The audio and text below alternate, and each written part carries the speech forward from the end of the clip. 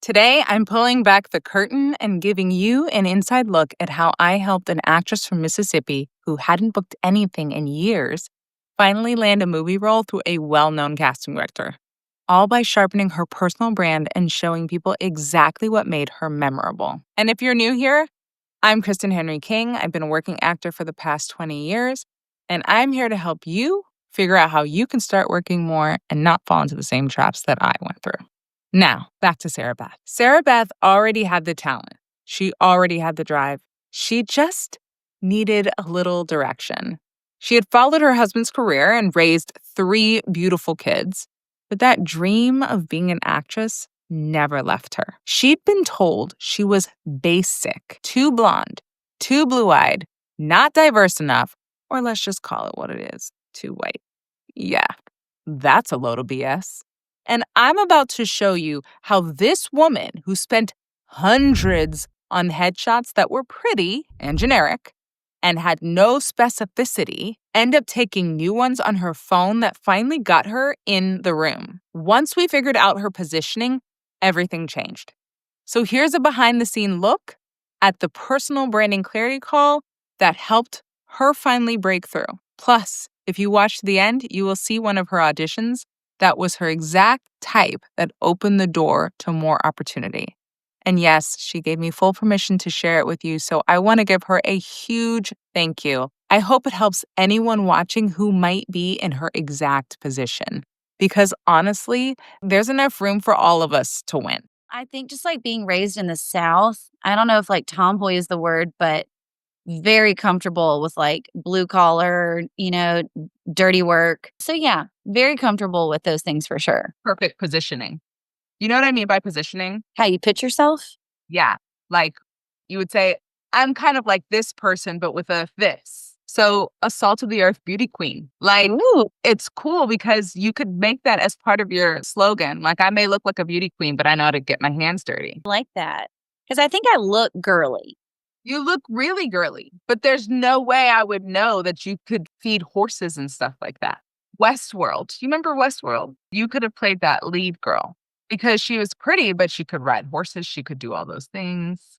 Evan Rachel Wood. Yes, exactly. Yeah. I feel like that also is like my personality too. Yes. I almost want to take like stunt classes, like anything physical, even with like dirt bike riding. Like, I love that kind of stuff. And I broke my arm when I was 12. We had 2 horses, and one of them came to us who was not broken. And that was part of why we got like a good deal on him. And I was kind of like the main one that rode him. And so that was part of it was my dad was like, you can finish breaking him. Wow. I got bucked off and broke my arm. And my dad was like, here's the thing. I'm so sorry. But even though you're screaming and your arm is broken, I need you to get back on the horse right now. Otherwise, you're never going to ride again. Because that's the whole thing is like people, when you get hurt on a horse, they don't ever want to ride again. And my dad was like, you have to get on it right now. While your arm was broken? Yeah. So I had to get back on and like keep riding for a while. And then he took me to the hospital. My dad's fantastic. He is. He was teaching me a good life lesson. Totally. He prepared you for what you're doing right now. I know. My dad's great. It's true. Very lucky. Next time someone says to you, we have people like you, and you're like, no, actually, you don't. I'm pretty sure no one has grown up like me. I know, right? Does anyone else know how to break a horse? Because here's the story. Yeah. How are you compelling? Oh my God. How am I compelling? Like, I'm not type A. I think I look like maybe a type A. I don't know. But You surprise me a lot where I'm like, oh. but yeah, not organized. You don't have your shit together? No, never. Now, as a mom, I don't miss the mark there. I put all of my energy into making sure that I'm not that way when it comes to like them and all their stuff. But me personally, it's hard for me to do it for myself. Once I gathered all the pieces, the good, the bad, and the not so ugly, we took what she thought was the biggest weakness and flipped it. That one thing became the very reason she was not only castable, but signable. And let's be real, when you haven't been in the game for a minute, your confidence takes a hit, especially if you aren't getting booked, much less getting called in. But once Sarah Beth saw herself clearly, everything changed. Her energy, her presence, her belief in herself, that shift made all the difference. I thrive in dynamic environments, embracing change and exploration. That's real. That is how I am. My diverse experiences allow me to approach challenges from multiple perspectives, fostering creativity and innovation. While I may not follow a traditional path, this flexibility enables me to identify unique opportunities and adapt strategies that drive success in both my career and personal endeavors. My journey has equipped me with a versatile skill set, making me a resilient and resourceful team member who can pivot when needed. All of that is true. Okay, now this next part right here, this is the most important step. It's where we define your message as an artist. You know how with certain artists you can just tell it's them? Like you don't need to see a signature to know that it's a Picasso. The angles, the faces, totally unmistakable. Or a Van Gogh, those thick brush strokes and the swirly sky type of thing. You see it and you know. Same thing with Andy Warhol. Very bright colors, some pop culture, a little bit of Marilyn Monroe. It's loud and iconic. Their work speaks before they do. So when people see you, hear you, or even scroll past you, they get it. They feel you. That's the goal. This is basically your slogan for your life. The point of doing this is that if anything that you do in the future goes against this slogan, then it is not for you. I don't care how much money they give you. This is your integrity, right? So my slogan for my life is create a beautiful life. If anything cuts across that, I don't do it. I don't want to inject nastiness in the world. I want to inject beauty, which is why I even dress up everywhere I go. I want people to look at me and be like, oh, what a beautiful painting. Aesthetics are really important in the world, especially now, because it can cut through anything. If you notice, a beautiful song can stop people in their tracks when they're walking. That's what I want to inject in the world. So we're going to create a message for you right now. So Okay, right. You were the star of your own movie. What would be the moral of the story? Even though no one believed in her, she did not give up and she proved them all wrong. And Okay. it's not even like for other people. I'm not competitive, but I'm competitive with myself. You want to prove to yourself that you can do it. Yes, with everything within myself. I'm one of those people that's like, I might not accomplish this goal until I'm like 88, but I could work on it till I'm 88 and then I might accomplish it. Like, I feel like an internal drive just for myself and for the enjoyment of it. And yeah, like proving things to myself because that's like the story of my life. Perfect. You can keep working on that, like different variations of your message. Okay. Mm-hmm. These are all just questions to help you figure out your message. So now that we had all that dialed in, there was still one thing just gnawing at me. And I knew if we didn't dig up the root of it, it was going to keep lingering in the background, messing with her confidence, which was not the first time that I heard someone say something like this, by the way. And if you've read my ebook, How to Be a Working Actor, you know exactly what I'm talking about because I break this down in detail in there. I have a question. So you've said look basic and vanilla probably about 3 times on this call. Do you feel that about yourself? Not my personality, but I think the way I look, yeah. What is basic about the way you look? You're blonde and blue-eyed. I feel like if you Google like Ole Miss, sorority, it's all there. I mean, just I feel like there's this like Southern sort of white stereotype a lot of times, at least with like blonde chicks, I guess. So I feel like I fit into like a very cookie cutter look. And then also for sure, when I was in LA, I mean, all the professional feedback I got was, I don't know what sets you apart. And then even just with the experience I've had trying to, get representation, it's just that there are so many people who look like you. Like, so sometimes I am like, well, do I need to change something physically? Do I need a new haircut or a different hair color? Okay. Well, thank you for telling me. And it's actually a lie. You do not look basic looking at all. You're not homely looking at all. I think you're gorgeous. You sparkle when you're on camera. You're really good at seeing the beauty in things and seeing the positivity of things that today is one of your happiest days of your life. Like, that's crazy to me. You look at life and like, I'm living.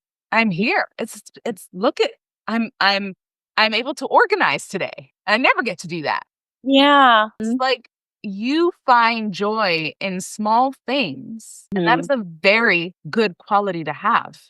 And so this basic idea are from people, in my opinion, they're projecting their own feeling of basicness on someone else. Well, I would love to believe that, and that's what I'm gonna tell myself from here on out. I'm so excited. I love this. This is amazing. Yeah. Basic? I don't think so. Yeah. Why are you so good at what you do? Why are you so amazing? How did you get this way? Now, the rest of the call I can't share because that part was her personalized strategic plan built specifically for her. But just know this, it was exactly right for where she was at. And she started implementing it immediately. One big shift, we changed up her look.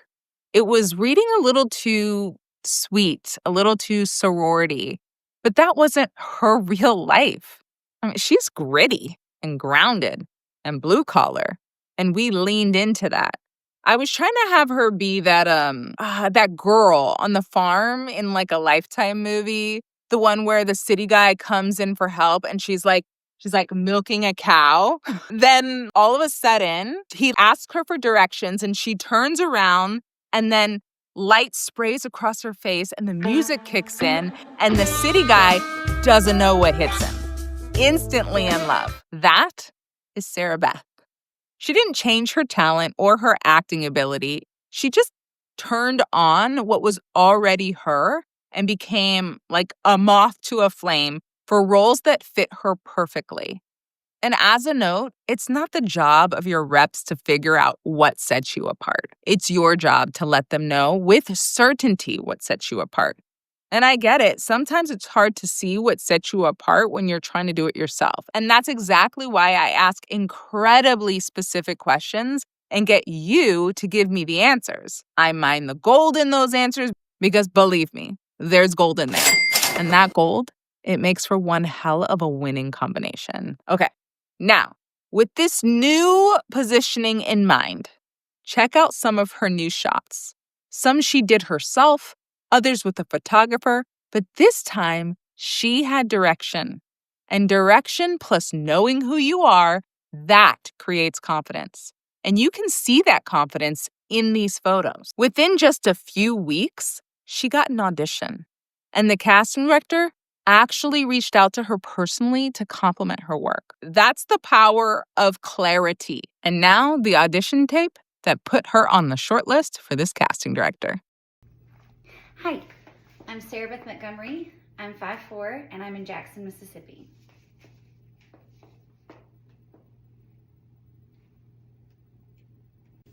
Oh, this is what I'm talking about. Yeah, baby. Oh, come to mama. Oh, this is what I'm talking about. Yeah, baby. Come to mama. Oh yeah, you can just leave that right there, sweetie. Thank you. You know, can I ask you a question? Is this the kind of place where you leave the little chocolates on the pillows when you're gone, like your little fairies? Oh my God. Baby, I have always wanted to stay in a place like this. You did this all for me? I don't understand you. All right, let's see what they got. Oh my God, they have Grey Goose. They have the good stuff. You know what we should do? We should drink the whole thing and then fill it back up with water and put it back like we used to do when we was kids. Oh my God, baby, I've missed you. Do you like my dress? Yeah? I bought it just for you. It's got a little trick. You want to see it? See this right here? You just pull and it comes off. Look at that. Baby, I want you. I missed you so much. Do you want me? Yeah?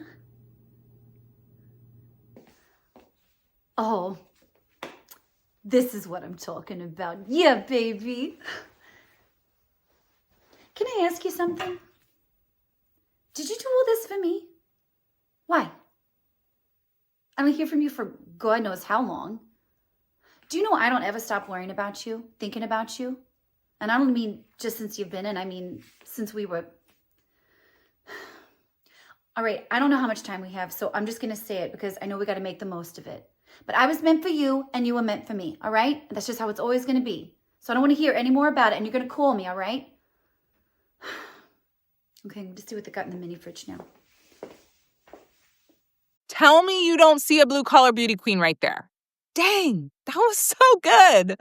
Now, she didn't book that role. She called me afterward a little bummed, and I told her straight up, girl, you already won.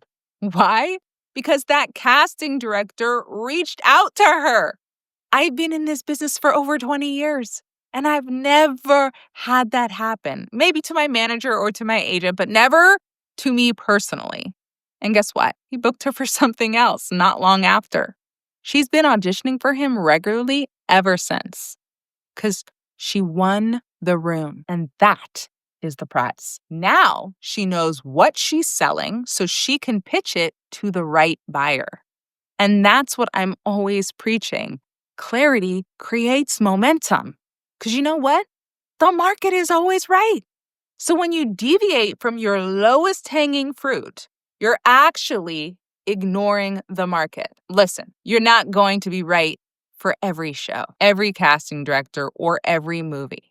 I get it. You're an actor and you can play anything. That's our job. But when you clarify what you uniquely bring to the table, the market gets it. The right people will buy. And you'll work.